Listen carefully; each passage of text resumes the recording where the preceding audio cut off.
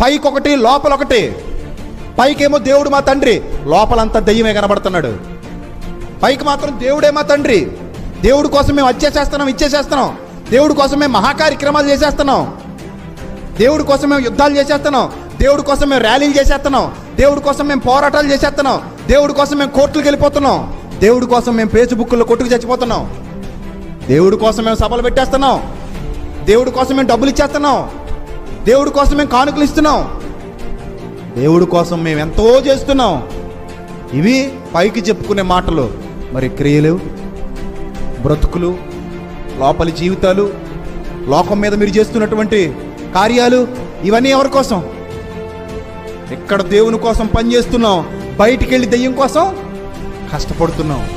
చర్చిలో దేవుని స్తుతిస్తున్నాం, బయటికి వెళ్ళి దెయ్యపు కార్యాలన్నీ జరిగిస్తున్నాం. ఎంత మోసం, ఎంత మోసం.